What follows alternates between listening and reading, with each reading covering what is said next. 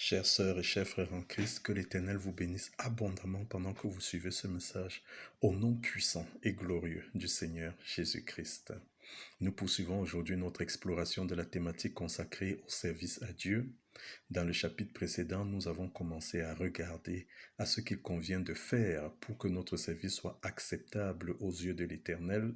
Nous avons vu à la lumière des Écritures la place que nous devons donner à l'amour, à la sanctification, la parole de Dieu, le Saint-Esprit, la fidélité, la diligence, la joie, la persévérance, la fermeté, la soumission et l'humilité, l'honneur que nous devons donner à l'Éternel et qui doit transparaître dans le service que nous accomplissons, l'objectif sur lequel nous devons rester focalisés, qui est pour tous les chrétiens, d'avoir du fruit et amener ce fruit à demeurer. Aujourd'hui, nous poursuivons dans cette lancée, nous poursuivons donc dans la suite de ce chapitre et nous nous intéressons au personnage de Jésus-Christ. Jésus-Christ comme le serviteur modèle, Jésus-Christ comme étant l'objet dont il nous faut accroître la mesure en nous. Comment peut-on servir de manière acceptable ? Nous pouvons servir de manière acceptable tout simplement en prenant Jésus pour modèle. Intéressons-nous à la feuille de route de Jésus-Christ. Si nous allons dans le passage de Luc dans chapitre 4 du verset 17 au verset 21, il y est écrit, un passage assez long, on lui remit le livre du prophète Isaïe, l'ayant déroulé, il trouva l'endroit où il était écrit « L'Esprit du Seigneur est sur moi parce qu'il m'a oint pour annoncer une bonne nouvelle aux pauvres. Il m'a envoyé pour guérir ceux qui ont le cœur brisé, pour proclamer aux captifs la délivrance, aux aveugles, le recouvrement de la vue, pour envoyer libres les opprimés, pour publier une année de grâce du Seigneur. » Ensuite, c'est ce que dit la parole de Dieu, il roula le livre, il le remit au serviteur et il s'assit. Tous ceux qui se trouvaient dans la synagogue avaient les regards fixés sur lui. Alors il commença à leur dire, aujourd'hui, cette parole de l'écriture que vous venez d'entendre est accomplie. Ce qui est intéressant dans cette parole, c'est qu'elle nous présente, n'est-ce pas, la feuille de route de Jésus. Jésus est venu pour annoncer une bonne nouvelle aux pauvres. Il est venu pour guérir les malades, guérir ceux qui ont le cœur brisé, libérer les captifs, apporter, n'est-ce pas, aux aveugles le recouvrement de la vue, libérer les opprimés. Telle est la feuille de route de Jésus-Christ. Regardons à son ministère. Le ministère de Jésus-Christ peut se résumer à une mission de service. Une mission de service. Nous allons dans Marc 10, au verset 45, Jésus-Christ a déclaré « Car le Fils de l'homme est venu non pour être servi, mais pour servir et donner sa vie comme la rançon de plusieurs. » Il est venu pour servir et pour accomplir les desseins de celui qui l'a envoyé, c'est-à-dire l'Éternel. Jésus considérait sa mission comme étant au-dessus de toute autre chose. Si nous allons dans Luc 2 au verset 49, Jésus s'adresse à ses parents qui le cherchaient en ces termes. « Pourquoi me cherchez-vous? Ne saviez-vous pas qu'il faut que je m'occupe des affaires de mon Père ?»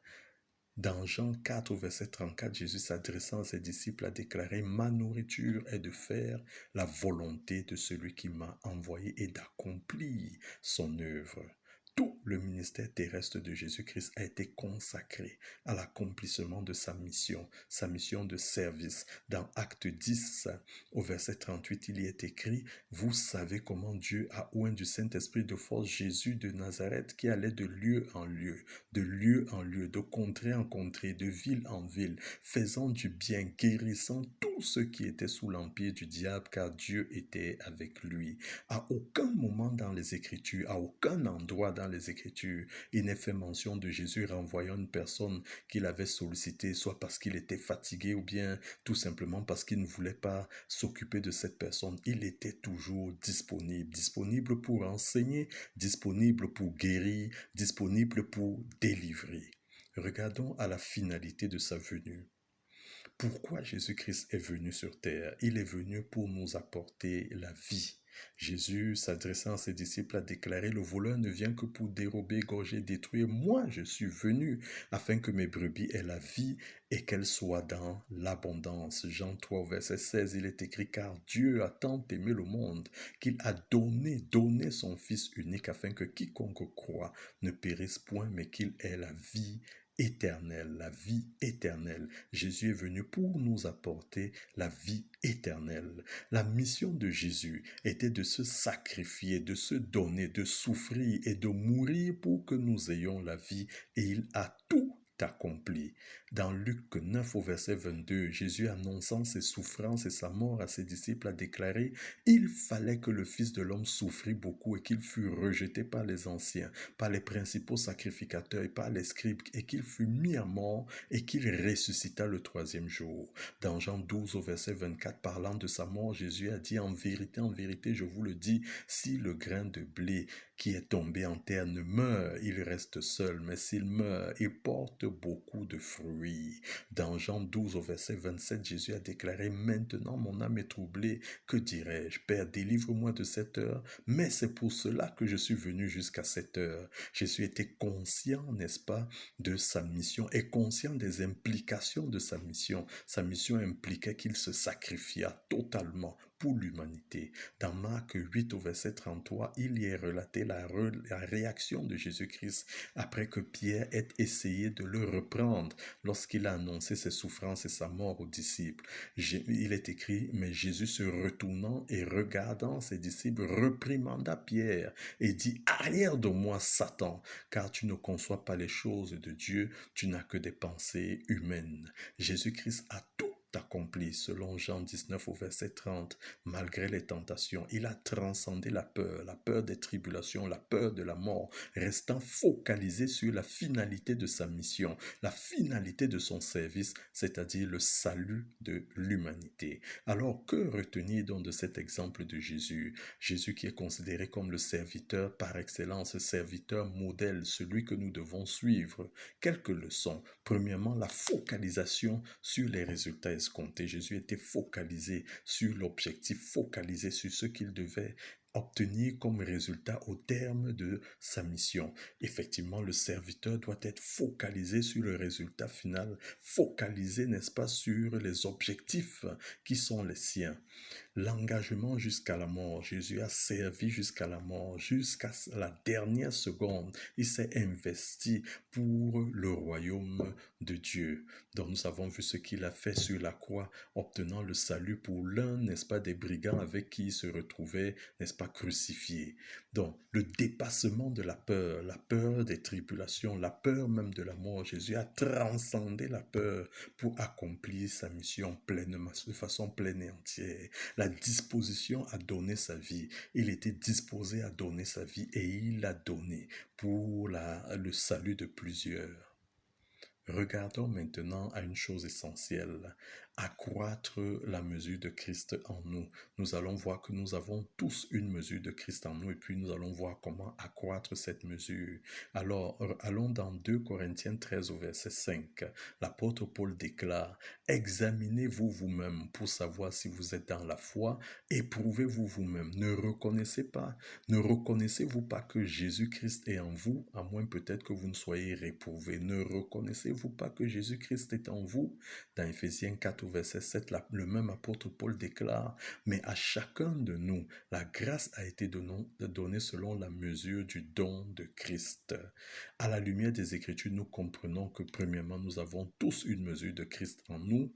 Et puis une chose essentielle, la valeur de toute chose aux yeux de Dieu est fonction de la mesure de Christ manifestée en cette chose. Rappelons-nous que Dieu a donné à son Fils le nom qui est au-dessus de tout nom, afin qu'à la mention du nom de Jésus, tout genou fléchisse dans les cieux, sur la terre et sous la terre, selon Philippiens 2 du verset 9 au verset 11. De plus, l'Éternel a mis tout sous ses pieds. Il a donné pour chef à l'Église qui est son corps. Jésus est présenté comme étant la plénitude de celui qui remplit tout en tous. Éphésiens 1 du verset 22 au verset 23. Si nous allons dans 1 Jean 5 du verset 11 au verset 12, il est écrit, et voici ce témoignage, c'est que Dieu nous a donné la vie éternelle et que cette vie est dans son Fils. Celui qui a le Fils a la vie, celui qui n'a pas le Fils n'a pas la vie.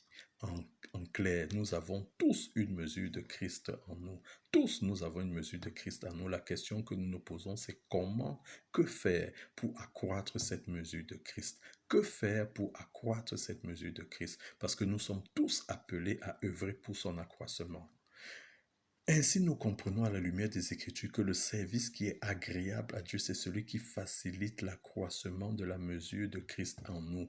La mesure de Christ en nous et auprès de tout ce qui nous entoure. Le service qui est agréable à Dieu, c'est ce service-là qui facilite l'accroissement de la mesure de Christ en nous parce que c'est ça la finalité. Alors, comment accomplir donc ce service? Comment donc servir de manière à faciliter l'accroissement de la mesure de Christ en nous? Première chose, lire, méditer, étudier la parole de Dieu. Jésus est la parole de Dieu. Nous ne pouvons pas prétendre connaître Jésus si nous ne connaissons pas la parole de Dieu. Deuxième chose, construire, développer, entretenir une relation de qualité avec le Saint-Esprit et se laisser guider par lui. Jésus avait promis aux disciples le Saint-Esprit et il leur a envoyé le Saint-Esprit. Le Saint-Esprit, n'est-ce pas, souvenons-nous, c'est le véritable auteur des Écritures dont nous ne pouvons pas nous intéresser, vouloir connaître Jésus, n'est-ce pas, connaître la parole de Dieu sans en mettant le Saint-Esprit de côté. Et le Saint-Esprit, c'est celui qui nous guide, c'est celui qui nous oriente, qui nous montre le chemin que nous devons suivre. Troisième chose, obéir de manière inconditionnelle à la parole de Dieu. L'obéissance à la parole de Dieu est capitale pour celui qui veut accroître la mesure de Christ en lui. Et puis, quatrième chose, s'identifier à Christ. S'identifier à Christ, c'est penser comme Christ, parler comme Christ, agir comme Christ. En résumé, face à quelque situation que ce soit, nous devrions toujours nous poser la question de savoir que ferait Jésus-Christ dans cette situation et agir de la sorte. Ainsi, nous allons œuvrer pour accroître la mesure de Christ en nous. Que l'Éternel nous bénisse abondamment pendant que nous nous efforçons de le servir avec tout ce qu'il a investi en nous au nom puissant et glorieux du Seigneur Jésus-Christ.